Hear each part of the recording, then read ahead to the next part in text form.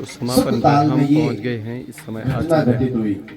सर्पों के राजा तक्षक आज मुनि कुमारों का वेश धारण करके और उस सभा में पहुंच गए जहां परीक्षित के पुत्रों ने बड़ी भारी सुरक्षा व्यवस्था बनाई हुई थी, कोई अंदर प्रवेश नहीं कर सकता है। ये मुनि का वेश बना कर गए और जन्मेजय, परीक्षित के पुत्र जन्मेजय से मिले और कहा, हे राजन, हमने सुना है आज सर्पों के राजा तक्षक के दंशन से राजा परीक्षित की मृत्यु होगी। हम उनसे मिलना चाहते हैं, हम उन्हें बचाएंगे। बोले आज कोई नहीं मिल सकता है, क्योंकि पता था आज 7वां दिन बीत गया तो फिर कुछ नहीं हो सकता है उन्हें। आज कोई मिल नहीं सकता उन्हें।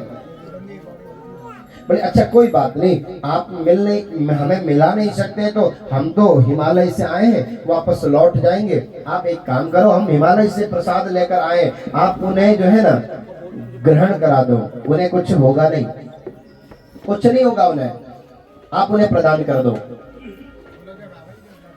श्री महाराज जैसे ही वो प्रसाद उन्होंने अंदर पहुंचाया, द्वार बंद हुए महाराज, भारी सुरक्षा व्यवस्था के मध्य में।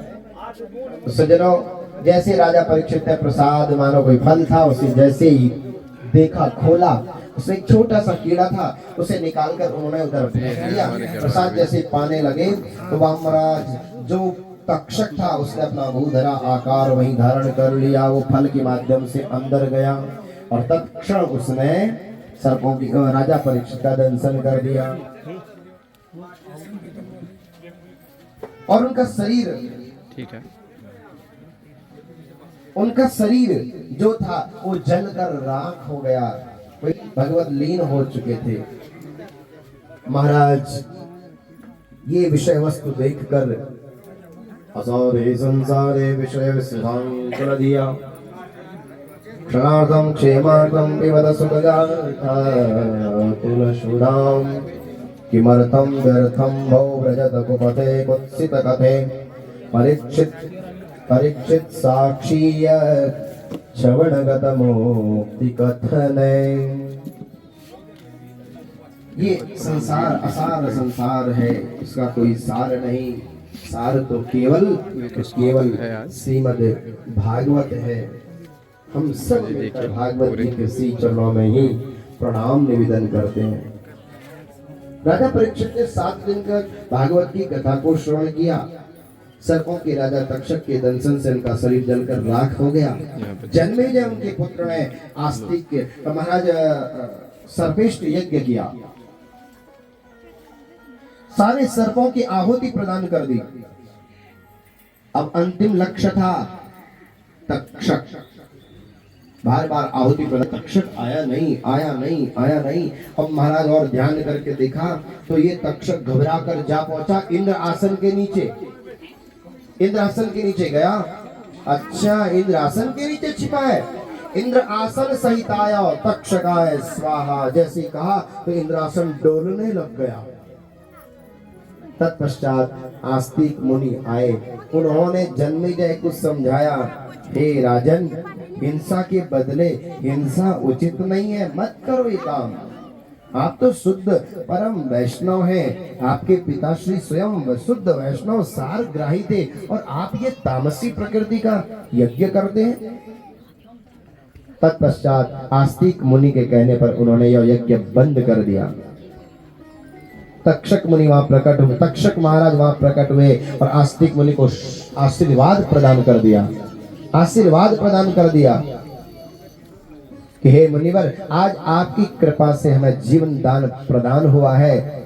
आज के बाद जो कोई जन, जो कोई व्यक्ति आपका नाम लेगा, आस्तिकाय नमः, आस्तिकाय नमः जो कहेगा, उसके घर में कभी सर्प भय नहीं होगा। ये आशीर्वाद दे दिया। तो सज्जनों, इसकी जो कथा है ना, वो देवी भागवत के अंदर बहुत विस्तार से वर्णित है और भागवत में तो 28 प्रकार के नरकों का वर्णन है। देवी भागवत में 86 प्रकार के नरकों का वर्णन आया। कभी देवी भागवत की कथा होगी तो जरूर श्रवण कराएंगे कि महाराज आस्तिक मुनि के संदर्भ में वहां वर्णन आया। आस्तिक मुनि जब कभी किसी को सर्प काट ले तो गांव में जाते थे ना, पंडित जी लोग, गुरु जी लोगों के पास जाते थे कि सर्प विष हो गया, इसके झाड़ दीजिएगा। तो सज्जनों, उनके पास वो मंत्र है आस्तिक मुनि का, देवी भागवत में वर्णित है, उससे वे उसके जहर को समाप्त कर देते। ये आस्तिक मुनि को आशीर्वाद था, और यहाँ पे हवन की इसलिए उनके नाम से आस्तिकाय नमः। तैयारी चल रही है। जहाँ जल भी गिर जाए, अभिमंत्रित सांप वहां चलना भी पसंद नहीं, दूर भाग जाता है वहां से। कि महाराज ये यज्ञ सर्वेष्ठ यज्ञ बंद किया और वे आनंद में, परमानंद में डूबते हुए सत्संग में लीन हो गए। जन्मे जय करारविंदे न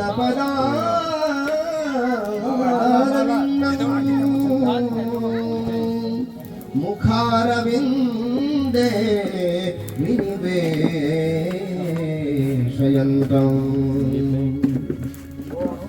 बटसपत्रस्य पुटे शयानम् बालम्। और यहाँ पे जो कि हवन की पूर्ण आहुति समापन की ओर हो रहा है। और गढ़वाली भेजी यूट्यूबर हमारे, जिनको खास महाराज मार्कंडेय जी ने कहा, बहुत बहुत बधाई है। मुझे प्रणय नहीं देखना है, मुझे तो भक्ति चाहिए। भगवान शिव ने भक्ति का वरदान प्रदान किया। सज्जनों, अब भागवत के अंदर ये है हमारे मित्र आशीष विद्यमान जो महात्म्य रूप है, भागवत का जो संपूर्ण सार है, जिस किसी ने 7 दिन से कथा नहीं श्रवण की, वो अब यदि इस सार को श्रवण कर ले ध्यान पूर्वक, तो उसे संपूर्ण भागवत कथा रूपी का जो फल है वो प्राप्त हो जाता है। तो महाराज सार, भागवत का जो सार है, अब हम उसे श्रवण कराने जा रहे हैं। उधर पूर्णाहुति का कार्यक्रम संपन्न हुआ। समस्त पुरोहित परिवार, यजमान परिवार यहाँ आकर विराजमान होंगे। वे इस सार को श्रवण करेंगे, आप इस सार को श्रवण करेंगे, हम इस सार को श्रवण कराएंगे। उससे पूर्व हरिनाम का आश्रय हम सब यहाँ ले लेते हैं कि हम भगवान के श्री चरणों में प्रणाम निवेदन करते हैं, प्रार्थना करते हैं कि हे गोविंद, आपकी कृपा, आपका आशीर्वाद प्राप्त हो उन पितरों को,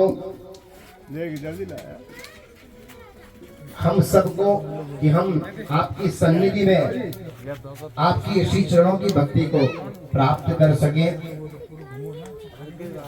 ऐसे हम भगवान बद्रीनारायण जी से प्रार्थना करते हैं।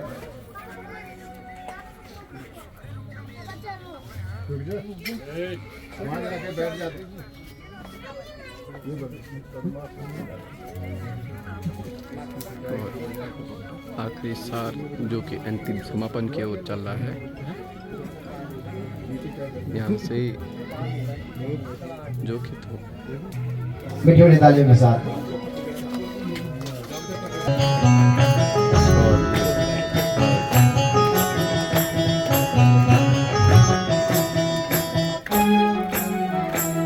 भगवान ने उद्धव जी को भेज दिया था कि आप वहां जाओ और हमारी प्रतीक्षा करना, हम आपको वहीं मिलेंगे। और अंत तो लगता भगवान बद्रीनारायण में और भागवत में अलक्षित रूप से आज निवासरत है। बद्रीनारायण मेरा बद्रीनारायण, बद्रीनारायण मेरा बद्रीनारायण, बद्रीनारायण मेरा बद्रीनारायण, बद्रीनारायण मेरा बद्रीनारायण, बद्रीनारायण मेरा बद्रीनारायण, बद्रीनारायण मेरा बद्रीनारायण। कष्ट गले सो दूध कर देता रहना, कष्ट गले सो दूध कर देता रहना, बद्रीनारायण मेरा बद्रीनारायण, बद्रीनारायण मेरा बद्रीनारायण। तेरी जय हो जय बद्रीनारायण, तेरे चरणों में पितृनारायण। तेरी जय हो जय बद्रीनारायण, तेरा चरणों में पितृनारायण। तेरी जय हो जय बद्रीनारायण, तेरा चरणों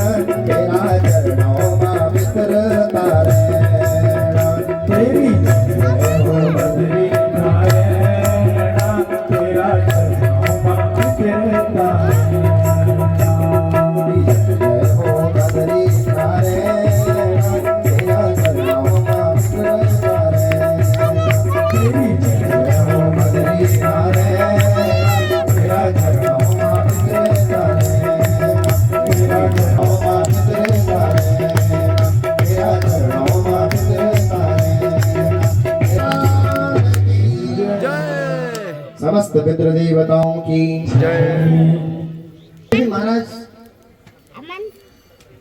जन्मेजय ने सर्पिष्ट यज्ञ संपन्न किया और वे अंत तो गत्वा सत्संग में लीन हो गए। अब श्रीमद् भागवत का जो सार रूप है, सभी जन बड़ी तन्मयता के साथ इसे श्रवण करें, दत्तचित्त होकर, एकाग्र चित्त होकर इसको श्रवण करें।